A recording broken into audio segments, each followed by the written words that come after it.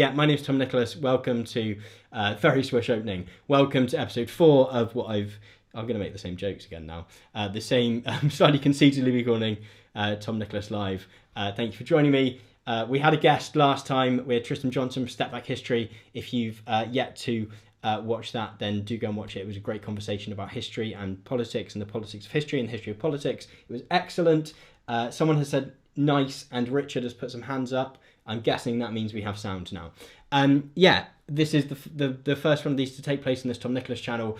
Subscribe to it and hit notifications if you want to see all these, and if you want to catch up on the previous ones, I've uploaded them here too. Great, thanks to patrons for making all this possible. You are incredible, thank you. Brilliant intro stuff out the way. I'm very pleased. Andy says hurrah. Thank you, Andy. Hurrah indeed. We have audio. I'm delighted to introduce the second guest to the show. Someone that I'm super grateful for coming on and amazed that I've managed to clinch. You may have seen some of his videos doing explainers on all sorts of topics. Lots of them sort of science related, lots of them sort of society related, a lot on space, which would be interesting to chat about. Or you may have seen some of his more recent videos looking at the present illness related crisis and some of the sort of flaws that it and topics surrounding that, the sort of compendium of crises we seem to be experiencing at the moment, and some topics surrounding that, surrounding sort of what flaws it may be unveils in our present system. But I'm very delighted to introduce JT from Second Thought. Hello, you are on the screen. How are you, JT? Doing well. Thanks for having me. That's good. No, thank you so much for being up for doing this. It'd be great to give me a great little chat over the next sort of just shy of an hour, maybe. How are you today? What's the sort of situation where you are with regard to lockdown, shelter in place, whatever they're calling it where you are? Yeah. Well, I live in Texas in the DFW area, so the big metroplex. And funnily enough, for better or for worse, they have just reopened a lot of outdoor dining. So the town just near me was just in the news yesterday for not obeying the social distancing guidelines. There are people all crammed together at this restaurant. So odds are we're going to see a big spike in infections here in the next month, would be my guess. So not great, but about what you'd expect from Texas, I would say. How is it? Has there been lots of cases near you? No, surprisingly few, at least few that have been reported. It's such a big state. I mean, we've got, obviously there are some pockets in the bigger cities like Dallas and Fort Worth, but compared to like New York, nothing. Yeah, I'm sort of southwest England, and we've sort of had a lot less than sort of London, or the Midlands seems to have had a bit of a hotspot. But I think it's been picking up recently. It's been sort of a bit slower to get down to us, I think. I'm going to say hello to everyone in the chat. Thank you so much for getting stuck in. Do feel free to pop any questions as we go along, or any points for discussion. Your involvement is much appreciated. I sort of, I mean, I've stumbled across your videos numerous times in the past, right? You've covered, I mean, you must have been doing this for many years now. I think I started in March of 2017, so just over 3 years now. Yeah. Cool, it's quite some time. And I mean, you've covered, I mean, you do like pretty much weekly. hmm Have you always weekly? Yeah, I actually started twice a week, and that was when I was working retail, and that was a bad decision. But I think that helped to grow my channel initially. But yeah, weekly now for the past, I don't know, 2.5 years, probably 2 years. Cool. I definitely had a period where I tried to do twice a week, and I think similar. I found it Not work. absolutely impossible, unless Yeah. yeah. But yeah. I mean, even I was just saying to you before we got on that like weekly seems ridiculous. What was it that initially got you into doing all of this? Well, a buddy of mine that some of your viewers might know, Joseph from Real Life Lore, he and I have been friends for quite a few years now, back before YouTube. And he had started his channel, and it took off after maybe 8 months or so. I'm like, huh, I could probably do something like that. And so I tried. I was working at Best Buy at the time. And after work, I'd stay up till like 2 or 3 in the morning and make videos, awful like stick figure videos at the time.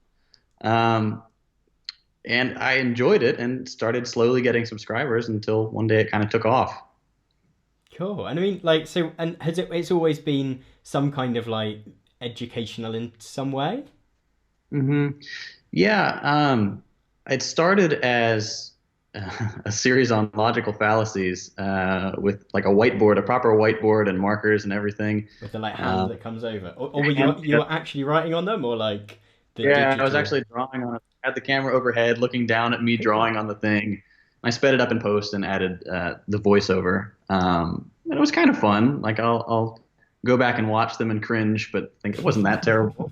Those are all private now, so I will was not gonna say find I've them. not seen those. Yeah. But yeah, it's always been vaguely educational because I've always liked learning like interesting little tidbits, but not going really deep into them. Just learn a little bit, share it with people, and move on. And that's kind of how I formed my channel, and people seem to like it. Is it the same? Like I know I find that for me, it's the appeal of doing it is often. I think often when people watch my channel, they get this, and you possibly get this as well, where people get the assumption that you like know everything, and you've sort of just Oh got yeah. all this knowledge, and you're just communicating it to them. But like for me, actually, a lot of the appeal is finding out all the stuff and doing all Oh the yeah. learning. Is it the same for you?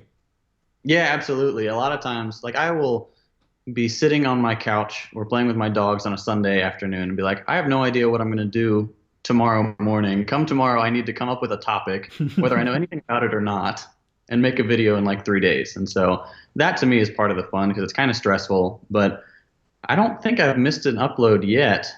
I may have a year or two ago, but it's been a while. Your dog is looking through the window, very Let like me it's go. been shut out. Apologise to the dog on my behalf for being shut out. This one's Bagel, and I don't know if you can see the other one on the couch. That's Bandit. Got Hello, Bagel and Bandit. Thank you for joining there's us. the, um, come here, buddy.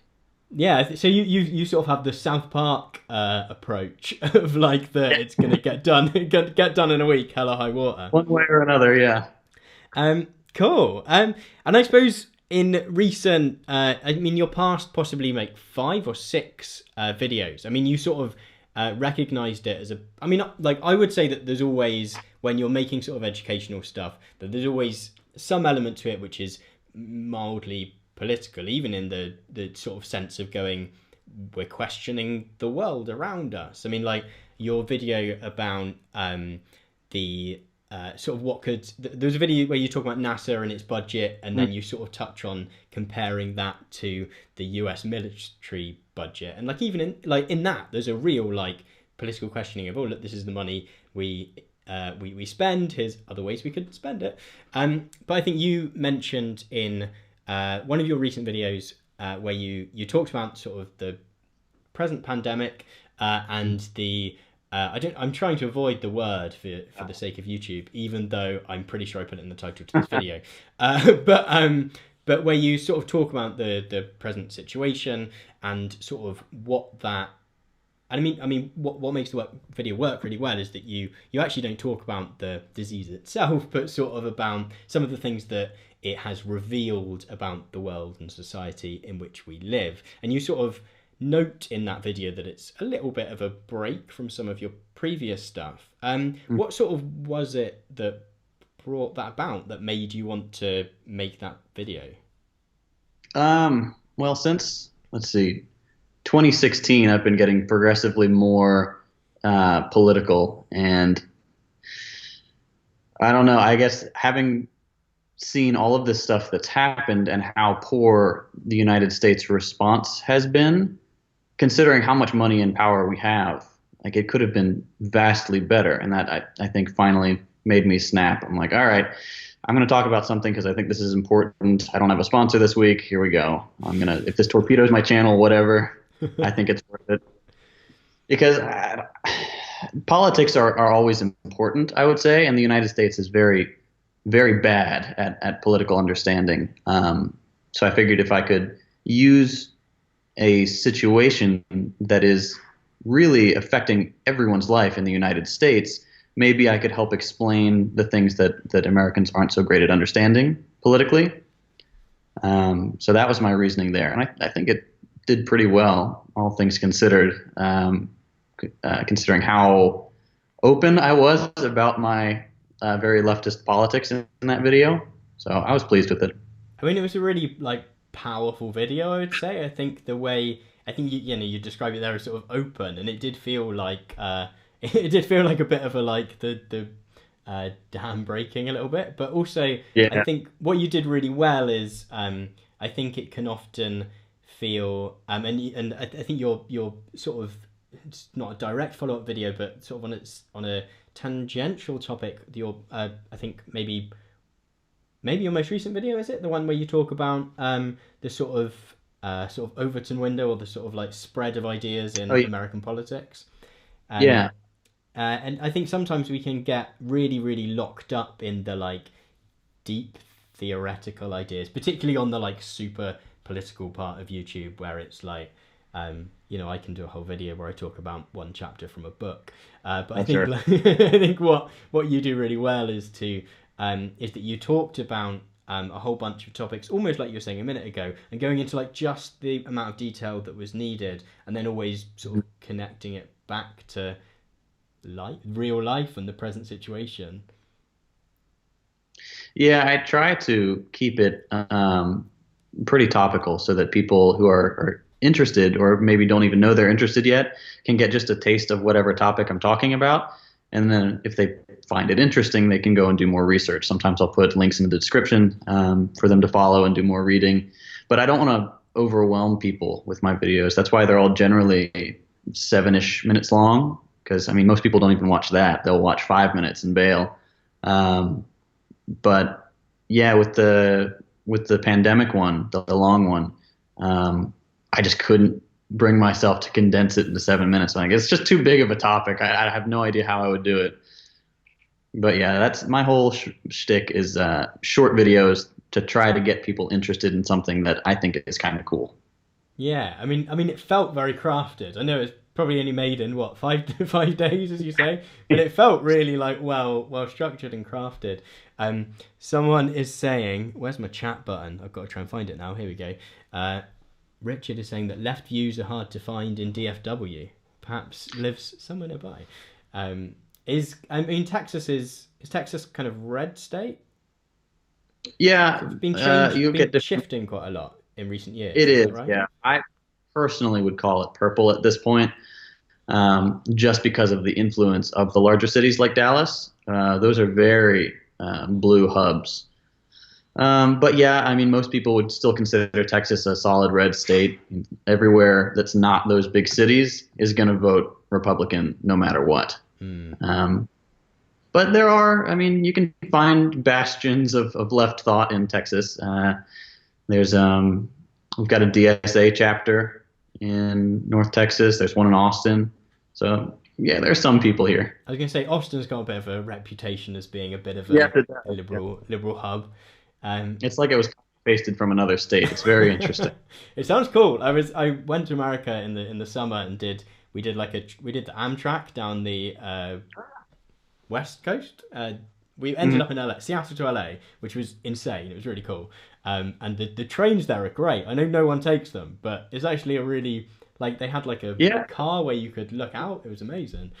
Um, in the places that have trains, they're generally kind of cool, but yeah, most of the states have them. I would love to have some trains in Texas. That would be nice. because it was Texas where Beto O'Rourke ran. Is that right? Yeah, that's right. Yeah, He and ran against Ted Cruz, who is not a great person. He is about 10,000 cockroaches in a human suit. But I mean, Beto was a little disappointing afterwards, but seeing him run against Ted Cruz was nice at least. yeah, there was some. I mean, obviously, I was watching from a massive, massive distance, but there was definitely something like that felt energizing about the campaign, and it felt like he was pushing for something slightly different from the usual sort of democratic offering. And maybe this brings us to some of the points you raised in your most recent video about uh, I'm trying to think what it's called. America's Stunted Political Spectrum. Get that Yep, correct? nailed it. Got that correct? Hmm. Where you sort of talk about sort of using the political compass to map sort of political ideas as they exist in America, and sort of talking about how they're all up in one corner. Yeah. It feels, watching from a distance, it does feel like there's been a tangible shift. I mean, it's interesting in terms of how on the internet we're always expected to talk about American politics, at least Yeah. as the like fundamental I'm so example. sorry. But no, Yeah. it's interesting to chat to someone who's legit there. And Yeah. so has that shift felt like a tangible shift being there? Because I mean, you talk about everything being up in that corner, but I don't know, maybe Bernie and AOC are the sole like stragglers out in another corner. But Yeah, it has been really cool to see Bernie and AOC and Ilhan Omar, Ayanna Pressley, Rashida Tlaib kind of shift the national conversation a little bit.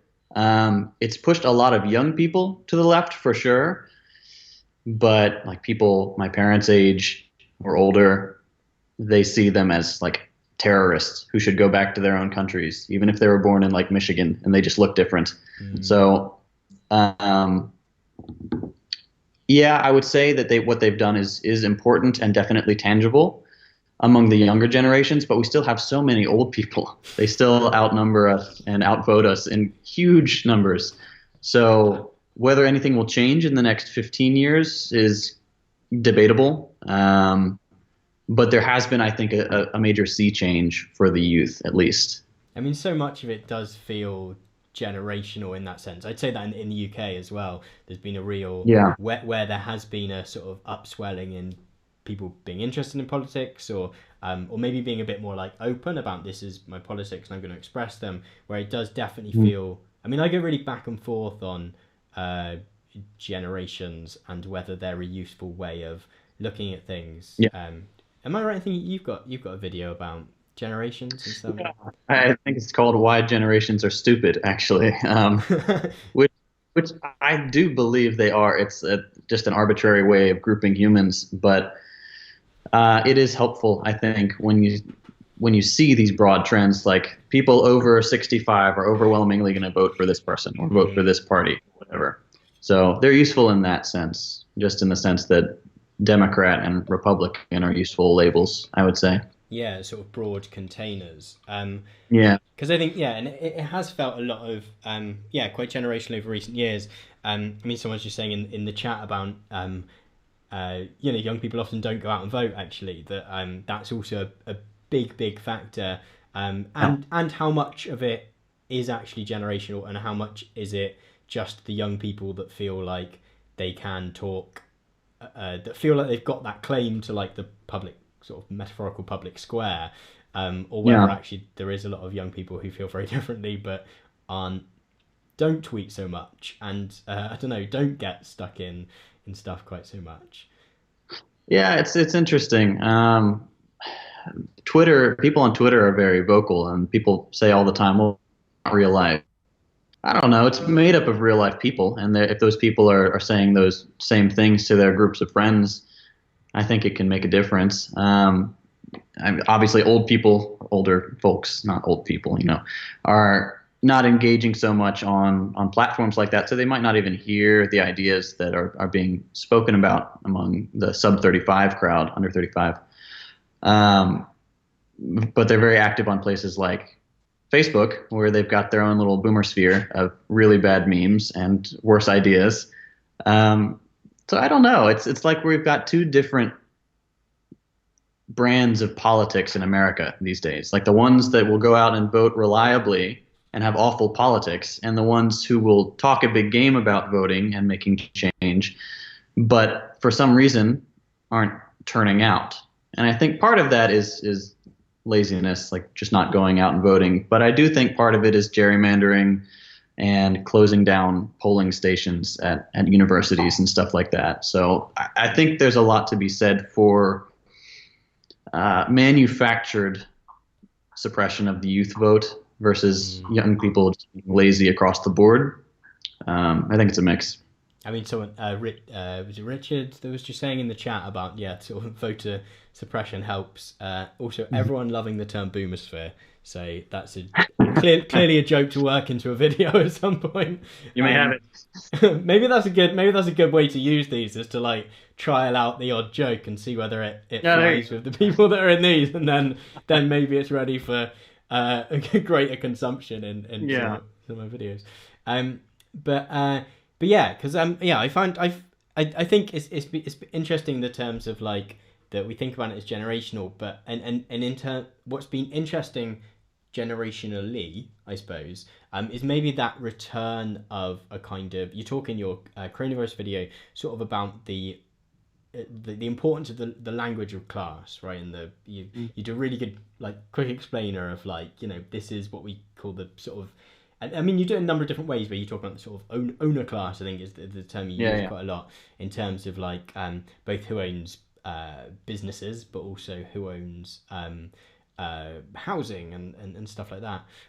It's been interesting to see that language come back in a way that I think even in 2013, 2014, maybe, you just sort of wouldn't have expected. I don't know, if you'd have told me where we are now, I would have just been Yeah. like, even though lots of those kind of left wing movements in the past few months have faltered a little bit, Mm. that it's been a real shift. I mean, particularly to see um, the language of class and the term working class coming up in America has been something I probably wouldn't have expected.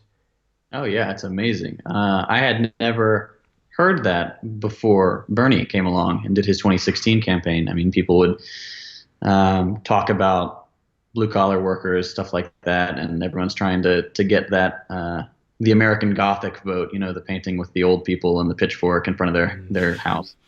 That's that's the picture that all politicians think of when they are trying to pander to somebody. I think it's the American Gothic couple, which doesn't really exist anymore. So Mm, I think that Bernie's movement of speaking directly about the working class, like service industry people, cooks, bartenders, drivers, things like that, has been incredibly important, because now that is those kind of people have become more united and understanding that they are kind of all, despite being in different industries, they're all in the same boat. They're all working for somebody else and getting paid poverty wages for it. So I think that's been hugely beneficial to American understanding of power, who has mm. power, and how it relates to workers. And that's something that we didn't have before. So even though Bernie lost again, the movement that he started, I think, will be incredibly important going forward.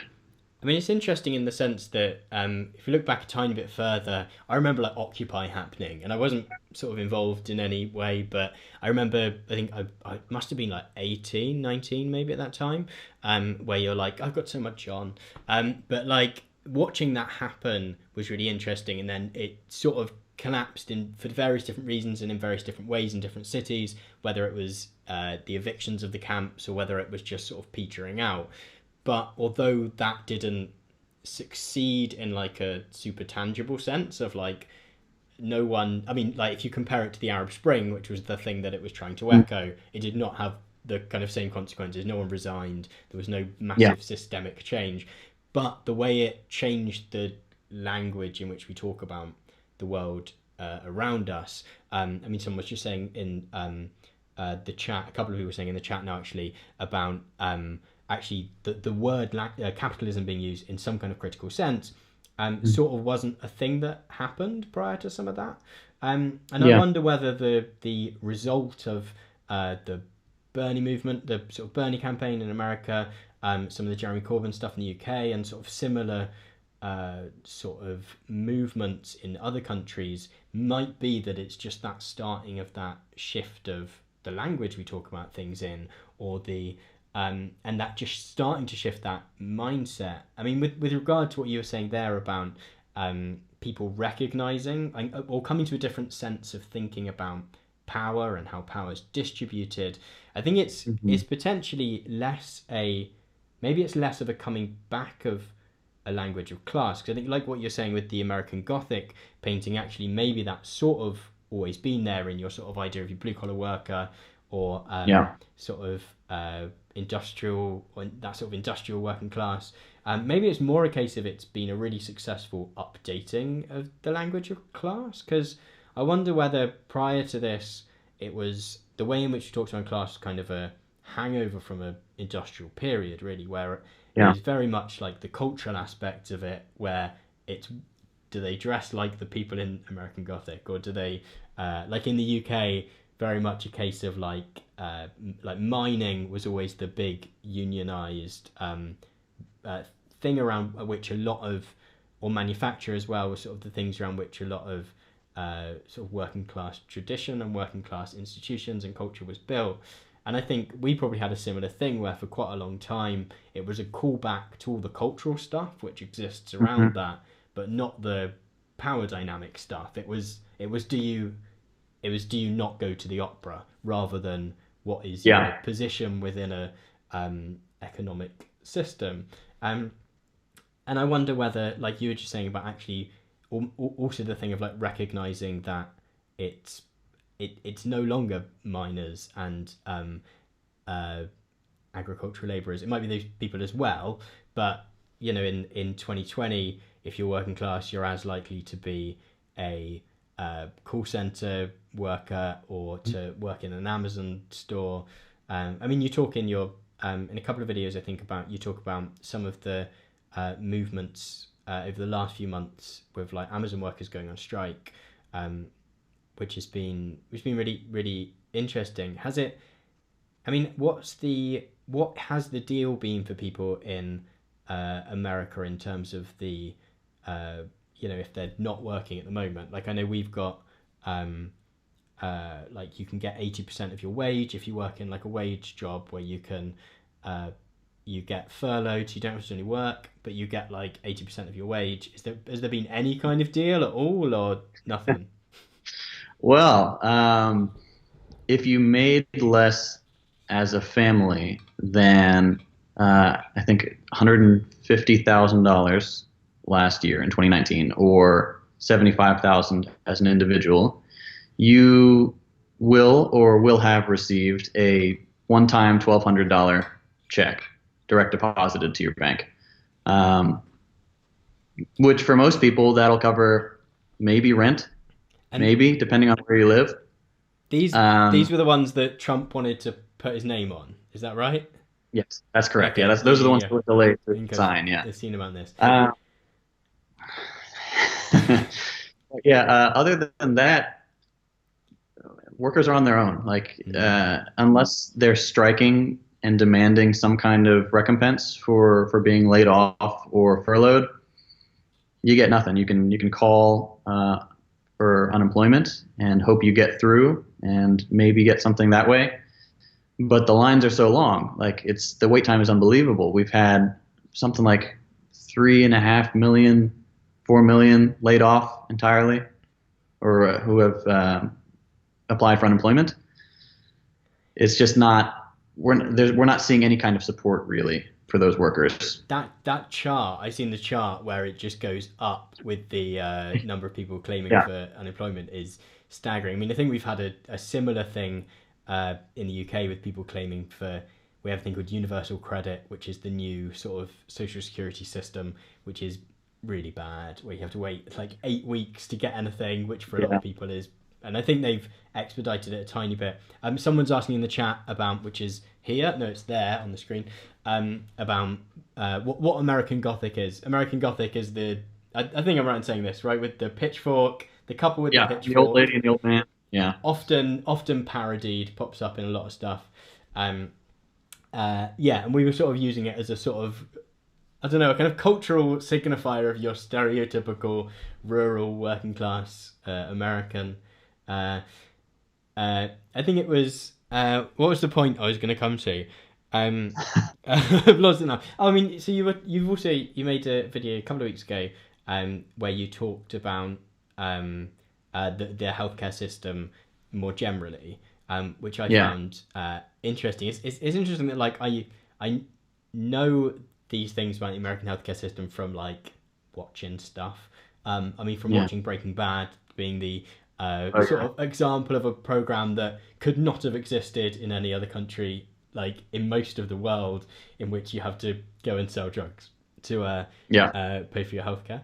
Um, and yeah, you sort of made a video looking at some of the different ways, sort of the workings of the American healthcare system, which was, and even hearing some of those facts and those statistics and some of the numbers in terms of like how much does it cost to go in an ambulance or Yeah. to do whatever is always, I always find it a bit staggering. Has there been any kind of intervention in that for coronavirus? Is there any kind of difference in how it works if you have to go to hospital for this? Uh, Not that I'm aware of. I mean, you've probably gotten a lot of emails that start with "in these uncertain times" from all sorts of companies, and it's the same here with healthcare. It's like in these uncertain times, we are here to provide you service, blah blah blah, and they don't really offer anything. It's just they're saying that they exist. Um, but yeah, it's really shocking actually, because if you don't have tens of thousands of dollars in savings and you get hit by a car or something and you get tossed in an ambulance and go to the hospital and you're unconscious, that ambulance alone could cost you thousands of dollars because they're operated as a for-profit service. They're not attached to the hospitals. So before you even get any treatment, you're being charged thousands of dollars. So if you don't have insurance, I don't know. I mean, you're broken. It does seem like a. It does always strike me as a kind of wild system. Because am I right in thinking you pay for your, like, if you can afford insurance? I mean, so some people get it through their jobs, right? But then if you can afford insurance, you have some kind of like monthly regular thing going out. Like I guess my partner's engagement ring is insured, and that just goes out a few quid a month or something. Uh, but Yeah. um, but then you also pay. I feel like I'm slightly using you as my American correspondent here, but I thought like having done the research, it's really interesting to hear some of to also just hear the basics of it as well. Um, Mm. you you also have to then pay extra often if you actually get hit To by a actually car or use the whatever. service. Yeah. Yeah. So, for an example, when I quit my job at Best Buy, which is like big box electronics store, if you're Hmm. not familiar with it, I had healthcare through them. And when I left, I no longer had healthcare. So I needed something. So we turned to the healthcare market, which we have a system called Cobra, which is like you just buy it outright. So for me, not working, it cost me about $600 a month just to have the Cobra insurance. And then if I were to need to use that service, I'd still be paying the 600 bucks a month just for the privilege of having it. Then I would have an out of pocket expense that I would need to cover before the insurance kicks in. I forget what mine was. I want to say it was like 2 or 3 thousand bucks Oh, wow. before the insurance would pay anything. So whatever that is, 600 times 12, $7,000 a year, I think, something like that. So it's Um, mostly insurance against going completely bankrupt rather than insurance against like if yes. you only have a tiny thing, you're probably just gonna have to pay for it anyway. Yeah. Yeah. So it's basically just catastrophe insurance. Like if you were to have a heart attack or something like that, go into shock, then you will be paying, you know, three, four, $5,000 versus 600,000. So it's highway robbery. Honestly, it's like with even people who are well off in this country, if you have a serious problem, odds are it's going to bankrupt you, which Mm. is insane. I mean, Yeah. yeah, it does strike me as a kind of wild system. I mean, was there anything you found out? I suppose, like obviously for you or for anyone that's watching, in the chat. I know some people are sort of sharing experiences in the chat. But like, is there any? Was there anything you found out when you were researching your video on? I can't think what this one was called. Why American healthcare is the worst, or something Yeah. similar. Was there Yeah. anything you found out in that where you were like, that surprised you even so, or bowled you over in some way? Yeah. I actually didn't know. I knew that ambulance rides cost a lot, but I didn't know they were operated as their own private thing. I thought they were just part of the hospital, and that was part of their billing was the Mm. ambulance ride. But now for-profit companies that shuttle injured people to and from places. So that was surprising to me and kind of very disappointing So they're kind of on a separate deep level. companies. Yeah, at least that's my understanding. And it's not all of them are like that. I think there are some that are not for profit. But odds are, if you take an ambulance in America, you're going to get charged like at least $800, even if it's just down the road, and even if it's just a checkup, like your kid Mm. was choking or something and he's fine, but you still want to take him to the hospital, you'll be charged for that. Other than that, I didn't know how recent health insurance was. I think it started in the 30s, I believe, was what I put in my video. And Blue Cross and Blue Shield were operated as not for profit, and they couldn't turn anyone away based on pre-existing conditions and stuff like that. So they weren't trying to make a quick buck. But then, like shortly after the U.S. got back to work after World War II, then entrepreneurs saw it as the opportunity to make a lot of money off injured people. And so I don't know. It's knowing the history of the system makes it all the more disappointing, I think, because we had a more humane one, and then true to form, America's like, we can make $1 here, and they did. Which is interesting because, like, I mean, I suppose the New Deal's just pre-war, I think, is it that FDR introduced? Yeah. Because Yes. that's interesting in that we often think about the post-war period as a time where Yeah. like things got better for a bit. Like generally, um, there was a bit of Yeah. a sort of social democratic consensus in that. I mean, yeah, I think a lot of it in America got introduced just pre-war. In the UK, we sort of started to introduce stuff like the NHS, the National Healthcare Service, National Health Service even, and stuff like forms of social security. Although they'd picked up a bit of speed pre-war, they really started sort of getting rolled Yeah. out just afterwards. And it's interesting that the American healthcare insurance sort of system starts to get introduced at the same time, even though that's a time we think of as Yeah, it's fascinating how the U.S. just kind of diverged from other countries in that regard. I don't know.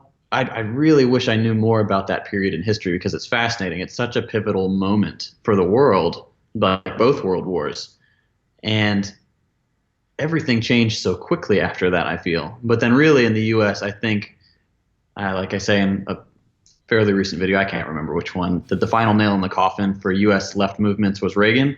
mm, I really that was the case. Ronald Reagan was he succeeded. Geez, I can't even remember his name. Peanut Farm Boy, whatever his oh, what was his I no, is it Jimmy Carter? Jimmy Carter. Thank you. I couldn't remember his last I don't name. know why I know Um, that, but I do. I don't. This is disappointing. That I'm just proving the point that all Americans are stupid. No.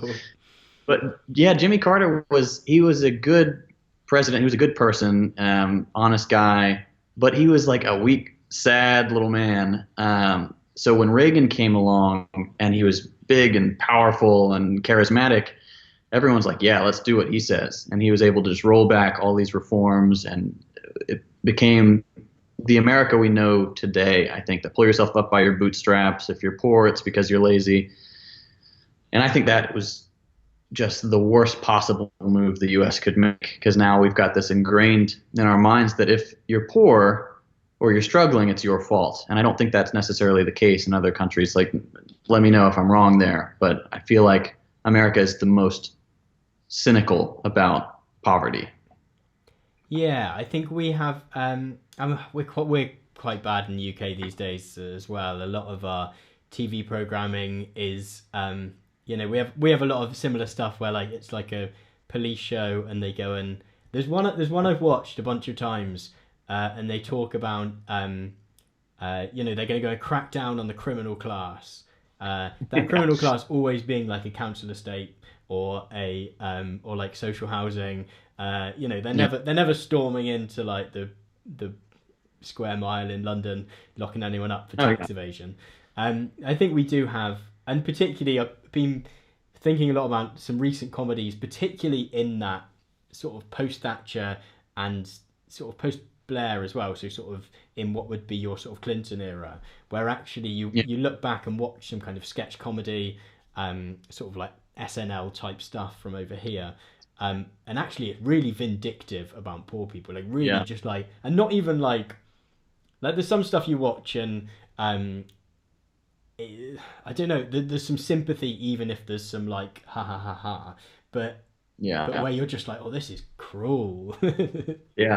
It's very dark. Like here with the war on crime, it's the same thing. Like I don't know if you're familiar with Dave Chappelle, American comedian, Yeah, real funny yeah. guy, uh, black guy, and he'll do a bit where he's a cop and he puts on a good white voice and he'll like shoot a guy and then sprinkle some cocaine on him and it's just I think that's very poignant. I mean, it's funny and it's dumb, but it's like, yeah, that's kind of what's happening. You'll have the cops who will go and abuse people. They just kind of act as a cudgel for the wealthier class, I think, because statistically speaking, people who earn a lot more money and own their own homes and stuff like that do more drugs, honestly, or spend more on drugs, something like that. But they're never the ones that are depicted as the bad guys. It's somehow okay when they do it. So I think the the picture we have of policing as fixing crime is incorrect, and that we've had like shows like Cops. I don't know if you're familiar with Cops. It's the same as what you were describing, where they go and they bust people in low income housing and stuff like that. Have done so much to stigmatize poverty Mm. that it's seeped into everyone's subconscious. And now, when you pass a homeless person on the road, you instinctively think, well, they're just lazy or they're a druggie or something like that. And that's to me, that's incredibly sad because that's not the case oftentimes. And even if it were, that doesn't mean those people should suffer. I mean, I think that the United States is has a very callous system when it comes to poverty and homelessness. We try to criminalize that instead of trying to fix the problem or rehabilitate people. And I think that's something that the left really needs to work on in the United States. And I'm quite proud of what Bernie and others like him are doing in that regard. But it's a big problem. Yeah, it's about attaching the the kind of moral stuff. You know that it's you're poor because you're immoral, right? You've done and Yeah. those two things as being cyclical, which in you know sometimes they are. Sometimes if you're poor and crime's the only thing around you, like that's gonna be the thing you do. But the way in which we and you know the ways in which the system is guiding your hand in that is sort of bad enough in and Yeah. of itself, but the ways in which we are then uh, encouraged to extrapolate that out onto poor people and suggest that you know everyone is immoral and uncaring in all these ways. I think some of the Yeah. interesting. I remember AOC a while ago did a tweet where she was saying about how what was it? It was something about sometimes she's when people want to hate on her, they either say she's got too nice a dress, so she's you know Yeah. doesn't understand the uh, reality of you know working class life, and then at other times, well, she used to be a waitress, so she can't possibly have the ability to you know govern or to even though like I mean her like they're not performances, but the ways in which she talks at some of those like hearings and the I can't think what they're Mhm. called where they're questioning um, Yeah. people from Good. Facebook or whatever. Like she's incredible. Like obviously has such a good handle on what she's talking about and such an ability to drive those points home. Um, Yeah. and I think the ways in which she gets spoken to and spoken about are really endemic of what you were just talking about, where you know if Yeah. you're working class you unless and I think it sometimes shifts if it's with gender like you get to be uh, Ronald Reagan who was you know the cowboy who then you know came up and was the president or Jimmy Carter from his peanut farm coming up to Yeah. be president but yeah AOC has really given that space And I mean, I imagine it must be the same for a lot of sort Yeah. of working class people in America wanting to go into politics. I mean, it's the same in the UK, I'd say. Yeah, it's interesting. It's like having an honest job is like a disqualifier for representing those very people, which I think is pretty striking because the people always it's always the people who are saying those things like, oh, she's just a bartender, so what's she doing here? She doesn't know anything.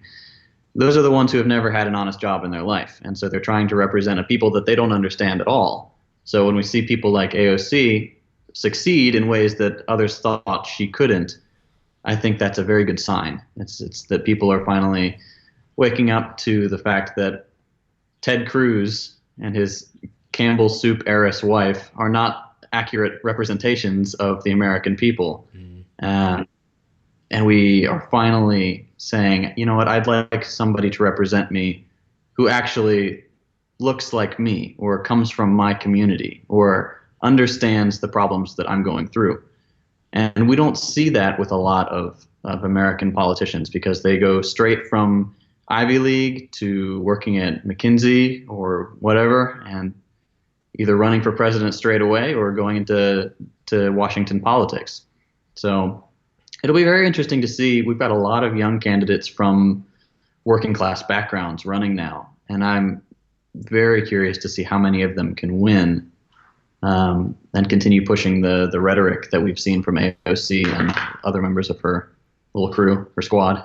Squad. I mean, maybe that comes back to the point we were talking about a minute ago, where we were talking about the sort of rhetoric of class and sort of class language of that discussion, whereby, I mean, Trump in particular and other politicians like him often play into being like the hero of the working, usually the working man, sometimes working Yeah. woman as well.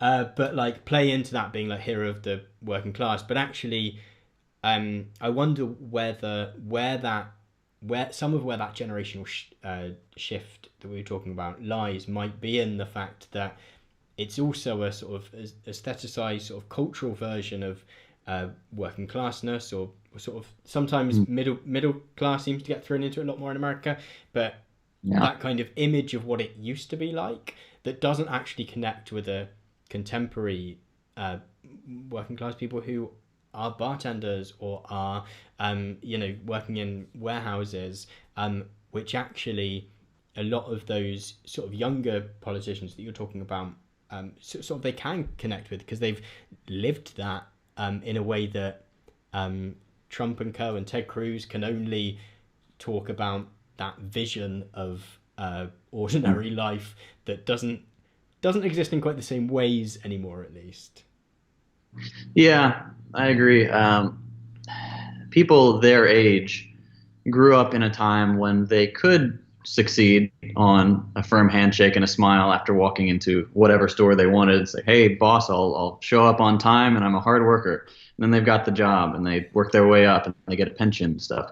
But that doesn't really work anymore. Like people my age, we graduated from college, often from very good schools, and we still end up working low wage jobs. Like I ended up at Best Buy and I had what I thought was a pretty good degree. And that's pretty universal across the United States now. There are so many useless degrees, and people who are smart, hardworking folks end up working at McDonald's or at the mall or at Best Buy. And I think since that's the case for so many people our age, um, it's kind of helped to foster more class consciousness and also fuel the divide between younger people and older people, because when people like my parents' age, 50 plus, see people our age still working those low wage jobs, they're like, well, you're not working hard enough. I worked hard and I ended up as regional manager of whatever, but those options just aren't there for most people anymore. So I think that's where there's that division. You get the bitterness for the younger people because they see the success of the older generations and we don't have that opportunity. And then there's this cynicism and derision from the older people looking down saying, well, see, people are soft these days. Back in my day, we worked hard and we succeeded, or you were lazy and you didn't. So And I think that's probably the biggest thing, honestly, that's changing American politics. and it maybe that's part of how it's become generational is the way in which it does seem even if you're sort of relatively well off and therefore um, maybe something like college or university here isn't even maybe a question. Like it's a thing where you're like, oh yeah, of course I can do that. Actually, Yeah. because there's not enough houses and there's not and the jobs don't exist in the way they used to. Actually, is sort of a bit of a leveling experience where actually I mean, they talk about sort of the middle class shrinking in a way of actually that more people are becoming uh, are being ending up in those jobs. Um, I mean, I wonder. Uh, it's interesting to think about. We talked about in a conversation. We talked about both the sort of post-war uh, years, and we talked about sort of Reagan. Sort of both of things of which were sort of precipitated by big crises. So like the war itself, meaning that often that the because the economy had to work in a certain way and had to work in a sort of everyone pulling in the same direction for 7 years, no 6 years. I don't know how long the Second World War was, but and I suppose it Yeah. was longer for us than it was for you, wasn't it? But Yeah. that wasn't like a that's sort of like one of those like boomer things where they're like well the French did We've been fighting here for yeah years. Yeah. but like You're right. U.S. slave. um, and then with Reagan being very much precipitated by like the oil crash of those years, where something had to be done, and people. There's sort of this economist called Milton Friedman who talks about like that when a crisis hits, the what matters is like the ideas that are hanging around, like that's what's going to inform what happens next. And I do wonder whether this is going to be a similar moment where, although in 2008 we didn't really restructure anything, Yeah. whether actually this might be one of those moments where things do. Uh, it does feel like it's something where there's going to be something different on the other side of it. Um, I suppose what's going to be the big thing is whether that's something slightly uh, better or worse. Yeah. It's so hard to tell. And in America, I think most people are just, they do believe that we've reached the end of history, even though that's kind of been disproven. It's nonsense. But it's like nothing can ever change in most people's opinion. It's like, oh, we're just going to go back to normal after this. Things will open back up, and we will keep doing whatever we do. We'll keep going to Chick-fil-A, and that'll be that. But something has to change for one way or another after this, because we have so many people off work, and many of those jobs are never going to come back. And we don't know when this is going to end in the first place. Like we're like in Texas, we're opening back up partially, and we're going to see a new wave of infections, just like we saw with the 1918 flu. It's the same thing happened. It was the double humped curve is what it's called. Like it got bad. The intervention started. It went back down. People were like, oh, it's over. So it opened back up, and it spikes higher than it did in the first place. I don't know. Half the time I'm cynical too. I'm like, nothing's going to change. These people are going to not have jobs, and that'll be that. And things will go on business as usual. And I think with Bernie out of the race, I've become a little bit more cynical, because we've got now a man who falls asleep on live streams as the presumed Democratic nominee. So that's good. If anyone's Yeah, not seen that yet, that's that Hillary Clinton was talking to him about something and he fell asleep. Is that right? He mm-hmm. sort of dozed off. Yeah, It's fun to watch. he's living the Sleepy Joe moniker he's been given. Like he's giving Trump so much firepower. Not that he needs any more. I mean, they're both credibly accused sexual assailants. So congratulations, America. We've got a good couple to pick from. But I don't know. I like to think that something will change. We have seen a lot of collective action. We've seen a lot of strikes. We've seen a lot of organization in places like Amazon and sanitation workers and stuff like that. So if people keep that drive and that anger with how things have been handled, I can see there being some changes. But if this is all we can muster in the face of a pandemic. Like if this is all the rage we can summon against how things are run, when things get back to whatever normal is, I don't see that having the impetus to keep going because people will be like, okay, it's better now. Mm. But I don't know. Maybe I'm being too pessimistic. I mean, I've got a video that I've not even started working on yet. It's a seed in my head at the moment. Well, I'm gonna my plan anyway. If you're watching this, you're getting a sneak preview of what might be to come, unless I shelve it. In which I want to talk a little bit about sort of Joe Biden and the end of history and sort of the idea of like a lot of his campaign.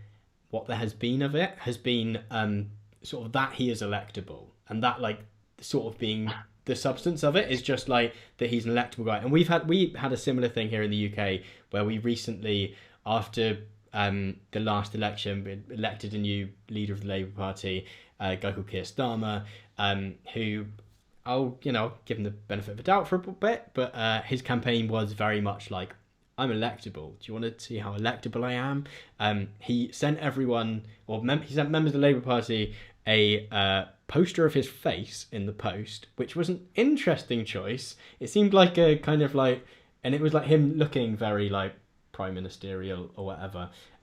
With I can't think what the words were. I think it was like integrity, unity, winning. Like I can't remember what it was, but where it sort of was sort of aiming at this vague idea of being electable, which is something which has like dominated our politics for years and years, like for 15 or so years at least since like 89.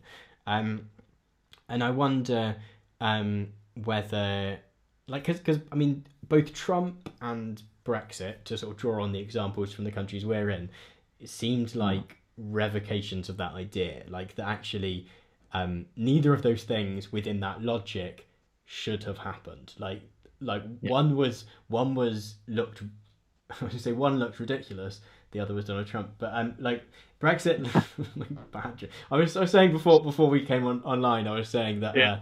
I often don't do jokes on my videos because they're always terrible. That was one of them. Like the Brexit just seemed like it was always going to be a car crash. Trump also Yeah. seemed like he'd always be a car crash, but they still won. Yeah.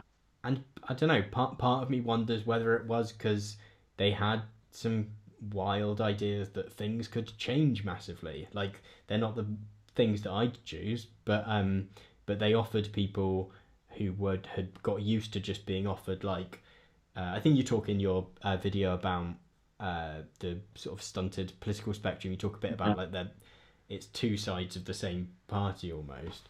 Yeah. That suddenly that something different came along, and that was kind of galvanizing in some way. And so yeah, I wonder whether that can whether that way of trying to win elections can still win. I don't know. I mean, You almost don't have everybody. to tell me definitively yes or no whether they can. Yeah, I wish I knew. I think we are going to see a batch of more vibrant politicians because it took a former president suggesting that every other candidate drop out and back a living husk in order for Biden to get the support he needed to beat Bernie, because Bernie was doing really well in the early states, really well. If that's all they can do, like if Biden is the best that the Democrats have to offer, I think we are going to see some more exciting candidates from the left. And I have no idea after Donald Trump wins his second term and who's going to come for the Republicans. I'm kind of terrified, honestly, because there are some young people on the right who share a lot of his views, but are like young and well dressed and they speak well, and that to me is such a red flag, as it were, because that's how you get a cult of personality that's not as easily criticized as Donald Trump, because Donald Trump's an idiot. Like he's really dumb and everybody knows it, but he's still got enough support to get some awful things done. So if we get someone who's younger and better looking and he keeps his mouth shut properly, that to me sounds really dangerous. So This the stupidity of it sometimes feels like that works as a bit of a firewall, as to yeah, actually like because everyone like you can say something else and it's like well we already knew that so um yeah. it'd be interesting to see what happens if you polish that up a bit. Does it work better or worse? I mean, do you think it's possible to push Biden left at all? Can you? I mean, like, because I was watching the video where Bernie did his sort of bowing out speech, Yeah. and he was talking about. I don't know exactly how the system works, but it sounds like if he still tots up some extra delegates, there's some kind of say in what the platform is. Um, Yeah. is yeah? Do you think Biden going to be pushed to the left, particularly given the present situation at all, or do you think it's going to be a remember Obama campaign? I don't think Biden can be pushed to remember what he had for breakfast. I mean, he's so far over the hill that I don't see him making it to November for the debates. I really do think he's going to have to be replaced Mm. um, by the DNC. But whether the DNC can be pushed to the left remains to be seen. I don't think Bernie made the right choice in dropping out quite so soon. I mean, he's still technically Mm. just suspended his campaign, and he's still on the ballot, so he can get plenty more delegates. But like it's April. He dropped out in April and didn't drop out until June last time, so he would have more say Mm. in helping craft policy. But Joe Biden is so far to the right.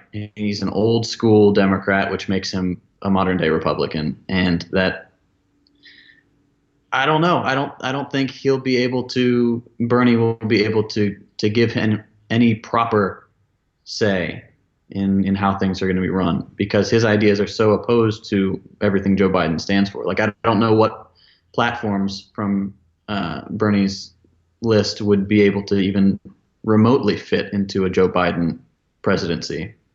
Because Biden, on multiple occasions, has come out and said, no, Medicare for all is malarkey or whatever. And he has no sympathy for young people. It's like, that's kind of Bernie's whole thing. So I don't know. We I'm, might get some climate change legislation, but that's it. I mean, with regard to the party itself, we've had some similar stuff here in the UK of like the people allegedly, I should probably say that the with people who work in the professional jobs at the party and the sort of day to day running of things, actually working to ensure that the platform is not too left, and allegedly working to make sure that like Labour under Jeremy Corbyn didn't win in 2017. And I think that those conversations surrounding the party structures are, I think it's are really difficult ones to have because they're not as exciting as the stump speeches and the knocking on doors and all of that stuff that I think a lot of the young people in both countries that have got involved in some of this stuff have sort of rallied around and got into.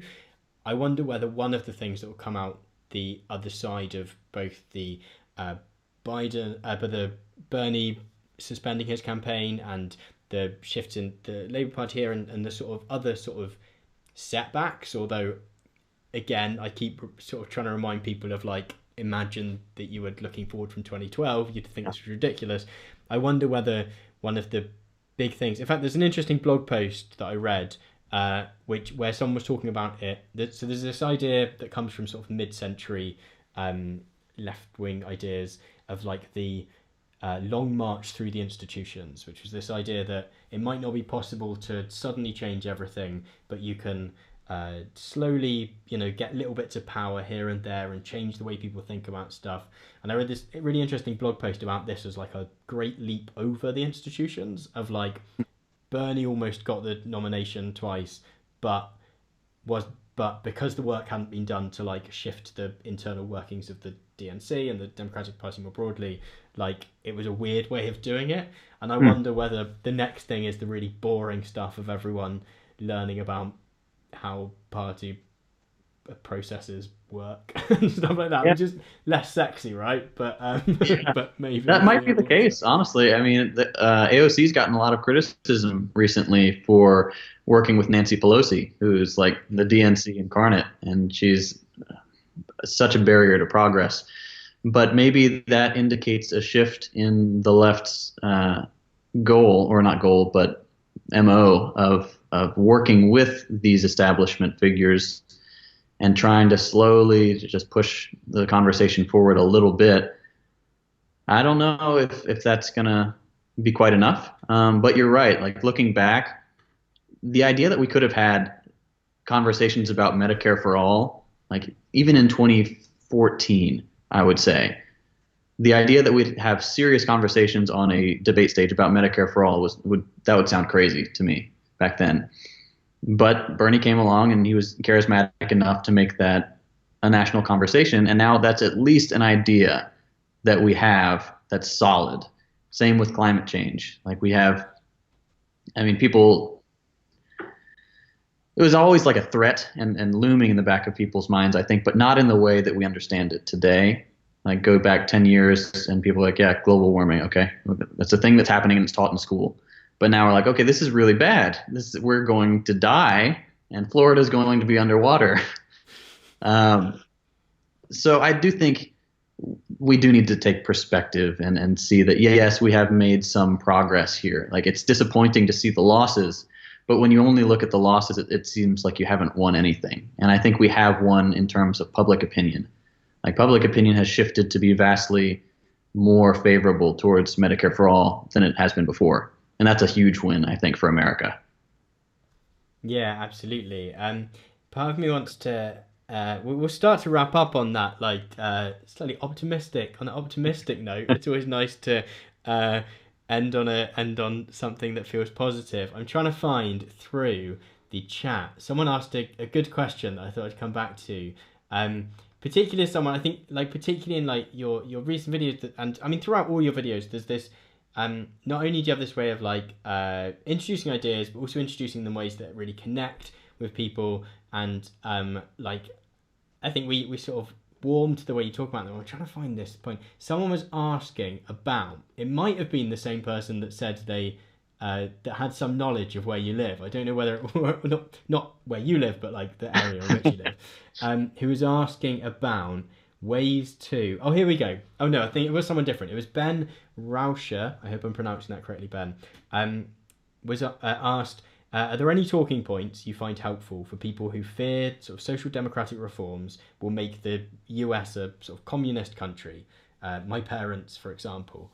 And I wondered whether, as someone who is so good at taking ideas and then like expressing them in a way that really connects with people, what would your tips and tricks be That's a for good that, question. if you have any? Yeah, that's a really good question. And it is a huge challenge. Like, there are some people you're just never going to be able to talk to about that, in my opinion. Like, my mother is one of them. I just can't do it. And that's probably partly because she's my mother. I'm like, that conflict is very, very scary. Um, You don't want to like disrupt the relationship. Yeah, yeah, yeah. exactly.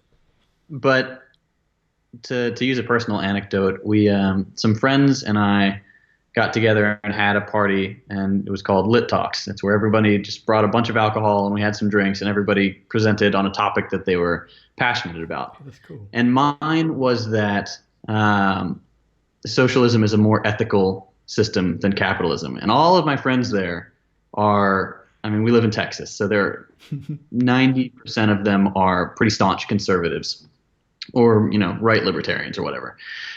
But by the end, they were all at least more okay with the idea, and some of them were more flat out convinced that I was right and that there is a better way than capitalism.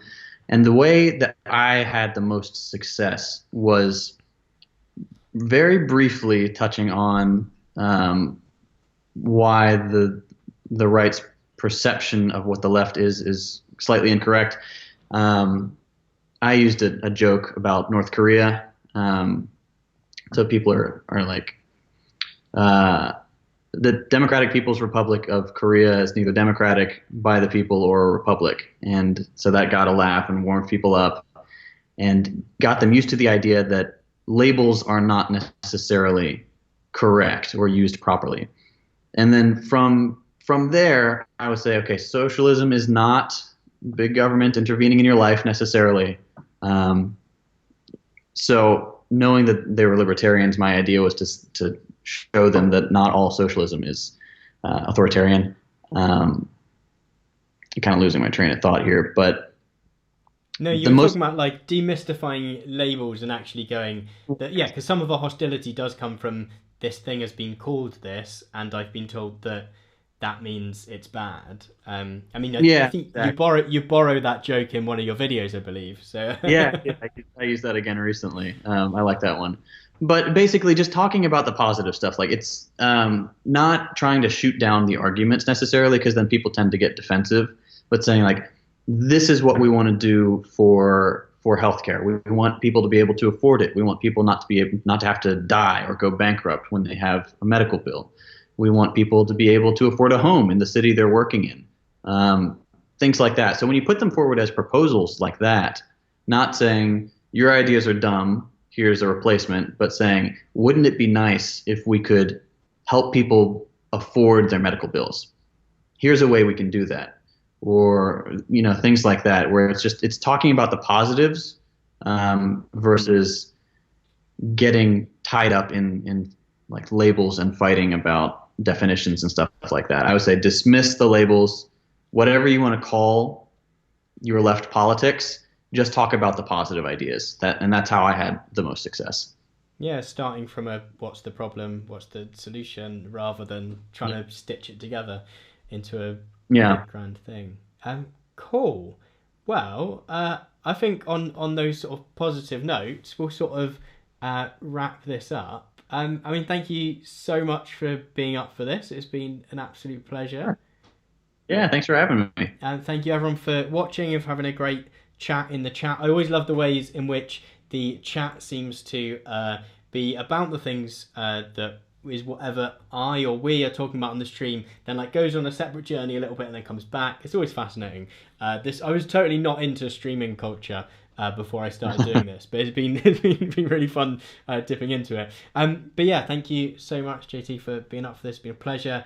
I will release you to get back on with your video, which will be out on Friday. Is Yep. that Coming right? out this Friday, a.m. Central And Time. your YouTube channel thing has been on the page all the way through. Is youtube.com/, second thought. So you can get to it if you are not already well acquainted with JT's videos. Thank you so much, and and thank you very much, everyone who's been here for watching. It's been an absolute pleasure to have you here. I will be back in a couple of weeks, probably with a guest again. I'm just working out the whys and wherefores of that. But yeah, thank you so much again.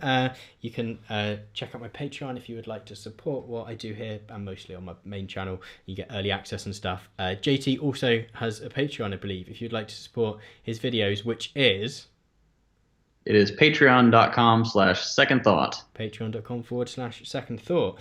Yeah, thank you. I'll leave the stream up for a moment longer so you can finish off your wonderful conversations in the chat. I don't want to just like throw everyone out straight away, but I will have to do what I did last time, was come along and be like, thank you, I'm going to close this now. But thank you so much for joining me. Yeah, I've been Tom Nicholas. This has been JT. Have a lovely evening, day, morning, whatever time it is where you are. Thank you very much, and goodbye.